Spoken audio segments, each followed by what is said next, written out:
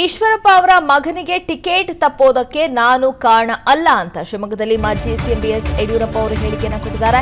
ಕೇಂದ್ರ ಚುನಾವಣಾ ಸಮಿತಿ ತೀರ್ಮಾನದಂತೆ ಟಿಕೆಟ್ ಹಂಚಿಕೆ ಮಾಡಲಾಗಿದೆ. ಇದರಲ್ಲಿ ನಮ್ಮ ಪಾತ್ರ ಏನೂ ಇಲ್ಲ ಅಂತ ಬಿಎಸ್ ಯಡಿಯೂರಪ್ಪ ಅವರು ಹೇಳಿದ್ದಾರೆ. ಈಶ್ವರಪ್ಪನವರು ನಮ್ಮ ಬಗ್ಗೆ ತಪ್ಪು ಗ್ರಹಿಕೆ ಮಾಡಿಕೊಂಡಿದ್ದಾರೆ ಅಂತ ಶಿವಮೊಗ್ಗದಲ್ಲಿ ಮಾಜಿ ಸಿಎಂ ಬಿಎಸ್ವೈ ಕೊಟ್ಟಿರುವಂತಹ ಹೇಳಿಕೆ ಇದು. ಒಂದ್ ಕಡೆ ಹಾವೇರಿಯಿಂದ ಕಾಂತೇಶ್ ಅವರು ನಿಲ್ತಾರೆ ಅನ್ನುವಂತಹ ಮಾತುಗಳು ಕೂಡ ಕೇಳಿ ಬರ್ತಾ ಇತ್ತು. ಆದರೆ ಬಸವರಾಜ ಬೊಮ್ಮಾಯಿ ಅವರಿಗೆ ಅಲ್ಲಿ ಟಿಕೆಟ್ ಅನ್ನ ನೀಡಲಾಗಿದೆ. ಸಹಜವಾಗಿ ಈಶ್ವರಪ್ಪ ಅವರು ತಮ್ಮ ಮಗನಿಗೆ ಟಿಕೆಟ್ ಸಿಗುತ್ತೆ ಅನ್ನುವಂತಹ ಒಂದು ವಿಶ್ವಾಸದಲ್ಲಿದ್ರು. ಹಾಗಾಗಿ ಇದೇ ವಿಚಾರಕ್ಕೆ ಸಂಬಂಧಪಟ್ಟಂತೆ ಬಿಎಸ್ ಯಡಿಯೂರಪ್ಪ ಅವರು ಹೇಳಿಕೆ ಕೊಟ್ಟಿದ್ದಾರೆ. ಅವರ ಮಗನಿಗೆ ಟಿಕೆಟ್ ತಪ್ಪುವುದಕ್ಕೆ ನಾನು ಕಾರಣ ಅಲ್ಲ ಅಂತ ಹೇಳಿದ್ದಾರೆ. ಸರಿ ಹೋಗುತ್ತೆ ಎಲ್ಲವೂ ಅಂತ ನಾನು ಅನ್ಕೊಂಡಿದ್ದೇನೆ. ಅವರು ನಮ್ಮ ಪಕ್ಷವನ್ನು ಬೆಳೆಸಿದವರು, ಕಟ್ಟಿದಂಥವರು.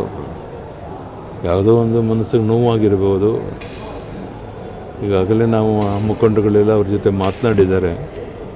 ಬಹುಶಃ ಅದೆಲ್ಲವೂ ಸರಿಯೋಗಿ ಅವರು ಸಹ ನಾಡಿದ್ದು ಮೋದಿ ಬಂದಾಗ ನಮ್ಮ ಜೊತೆ ವೇದಿಕೆ ಮೇಲೆ ಇರ್ತಾರೆ, ನಾಲ್ಕು ಮಾತಾಡ್ತಾರೆ ಅಂತ ನನಗೆ ವಿಶ್ವಾಸ ಇದೆ.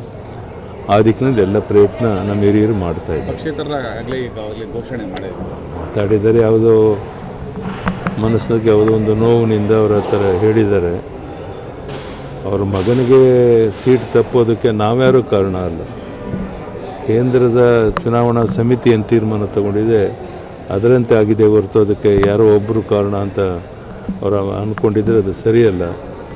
ಹೀಗಾಗಿ ಅವರ ಮನವೊಲಿಸಿ ಅವರು ಸಹ ಕಾರ್ಯಕ್ರಮಕ್ಕೆ ಬರೋ ಹಾಗೆ ಎಲ್ಲ ಪ್ರಾಮಾಣಿಕ ಪ್ರಯತ್ನ ನಮ್ಮ ಮುಖಂಡರುಗಳು ಮಾಡ್ತಾರೆ. ಸರಿ ಹೋಗುತ್ತೆ ಎಲ್ಲವೂ ಅಂತ ನಾನು ಅಂದ್ಕೊಂಡಿದ್ದೇನೆ. ಅವರು ನಮ್ಮ ಪಕ್ಷವನ್ನು ಬೆಳೆಸಿದವರು, ಕಟ್ಟಿದಂಥವರು. ಯಾವುದೋ ಒಂದು ಮನಸ್ಸಿಗೆ ನೋವಾಗಿರ್ಬೋದು. ಕೇಂದ್ರ ಚುನಾವಣಾ ಆಯೋಗ ಇಡೀ ದೇಶವೇ ತೀವ್ರ ಕುತೂಹಲದಿಂದ ಕಾಯ್ತಾ ಇದ್ದ 2024ರ ಲೋಕಸಭಾ ಚುನಾವಣೆಗೆ ಮುಹೂರ್ತವನ್ನು ಫಿಕ್ಸ್ ಮಾಡಿದೆ. ಏಪ್ರಿಲ್ 19ರಿಂದ ಒಟ್ಟು 7 ಹಂತಗಳಲ್ಲಿ ಚುನಾವಣೆ ನಡೆಯಲಿದೆ ಮತ್ತು ಜೂನ್ 4ರಂದು ಫಲಿತಾಂಶ ಪ್ರಕಟವಾಗುತ್ತೆ. ನಿನ್ನೆಯಿಂದ ದೇಶಾದ್ಯಂತ ನೀತಿ ಸಂಹಿತೆ ಕೂಡ ಜಾರಿಯಾಗಿದೆ. ಭಾರತೀಯ ಪ್ರಜಾಪ್ರಭುತ್ವದ ಅತಿ ದೊಡ್ಡ ಹಬ್ಬಕ್ಕೆ ದೇಶ ಸಿದ್ಧವಾಗಿದ್ದು, ದೇಶದಲ್ಲಿ 97 ಕೋಟಿ ನೋಂದಾಯಿತ ಮತದಾರರಿದ್ದಾರೆ ಅಂತ ಮುಖ್ಯ ಚುನಾವಣಾ ಆಯುಕ್ತ ರಾಜೀವ್ ಕುಮಾರ್ ತಿಳಿಸಿದರು.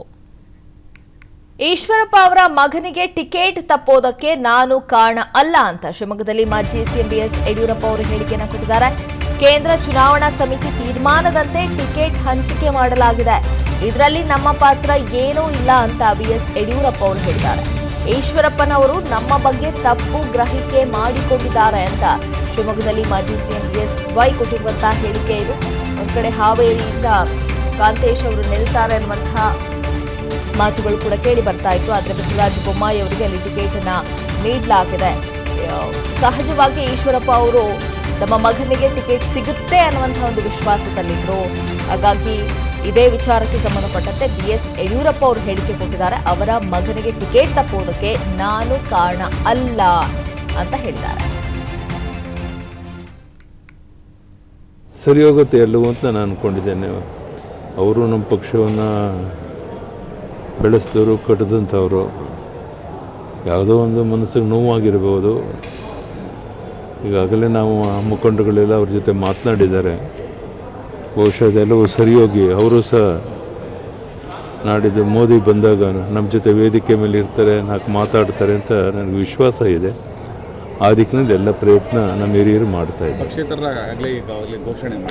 ಮಾತಾಡಿದ್ದಾರೆ, ಯಾವುದೋ ಮನಸ್ಸಿಗೆ ಯಾವುದೋ ಒಂದು ನೋವಿನಿಂದ ಅವರ ಹತ್ರ ಹೇಳಿದ್ದಾರೆ. ಅವ್ರ ಮಗನಿಗೆ ಸೀಟ್ ತಪ್ಪೋದಕ್ಕೆ ನಾವ್ಯಾರೂ ಕಾರಣ ಅಲ್ಲ. ಕೇಂದ್ರದ ಚುನಾವಣಾ ಸಮಿತಿ ಏನು ತೀರ್ಮಾನ ತಗೊಂಡಿದೆ ಅದರಂತೆ ಆಗಿದೆ ಹೊರತು ಅದಕ್ಕೆ ಯಾರೋ ಒಬ್ಬರು ಕಾರಣ ಅಂತ ಅವರು ಅಂದ್ಕೊಂಡಿದ್ರೆ ಅದು ಸರಿಯಲ್ಲ. ಹೀಗಾಗಿ ಅವರ ಮನವೊಲಿಸಿ ಅವರು ಸಹ ಕಾರ್ಯಕ್ರಮಕ್ಕೆ ಬರೋ ಹಾಗೆ ಎಲ್ಲ ಪ್ರಾಮಾಣಿಕ ಪ್ರಯತ್ನ ನಮ್ಮ ಮುಖಂಡರುಗಳು ಮಾಡ್ತಾರೆ. ಸರಿ ಹೋಗುತ್ತೆ ಎಲ್ಲವೂ ಅಂತ ನಾನು ಅಂದ್ಕೊಂಡಿದ್ದೇನೆ. ಅವರು ನಮ್ಮ ಪಕ್ಷವನ್ನು ಬೆಳೆಸಿದವರು, ಕಟ್ಟಿದಂಥವರು. ಯಾವುದೋ ಒಂದು ಮನಸ್ಸಿಗೆ ನೋವಾಗಿರ್ಬೋದು. ಕೇಂದ್ರ ಚುನಾವಣಾ ಆಯೋಗ ಇಡೀ ದೇಶವೇ ತೀವ್ರ ಕುತೂಹಲದಿಂದ ಕಾಯ್ತಾ ಇದ್ದ 2024ರ ಲೋಕಸಭಾ ಚುನಾವಣೆಗೆ ಮುಹೂರ್ತವನ್ನು ಫಿಕ್ಸ್ ಮಾಡಿದೆ. ಏಪ್ರಿಲ್ 19ರಿಂದ ಒಟ್ಟು 7 ಹಂತಗಳಲ್ಲಿ ಚುನಾವಣೆ ನಡೆಯಲಿದೆ ಮತ್ತು ಜೂನ್ 4ರಂದು ಫಲಿತಾಂಶ ಪ್ರಕಟವಾಗುತ್ತೆ. ನಿನ್ನೆಯಿಂದ ದೇಶಾದ್ಯಂತ ನೀತಿ ಸಂಹಿತೆ ಕೂಡ ಜಾರಿಯಾಗಿದೆ.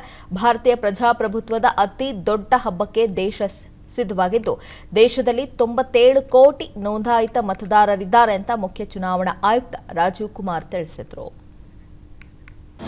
ಅನುಕ್ಷಣದ ಸುದ್ದಿಗಳಿಗಾಗಿ ವಿಸ್ತಾರ ನ್ಯೂಸ್ ಯೂಟ್ಯೂಬ್ ಚಾನೆಲ್ ಸಬ್ಸ್ಕ್ರೈಬ್ ಮಾಡಿ.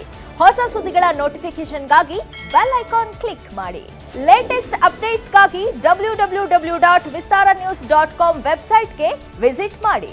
ಅಂಗೈಯಲ್ಲೇ ಜಗತ್ತಿನ ಸುದ್ದಿ ತಿಳಿಯಲು ವಿಸ್ತಾರ ನ್ಯೂಸ್ ಕನ್ನಡ ಆಪ್ ಡೌನ್ಲೋಡ್ ಮಾಡಿ.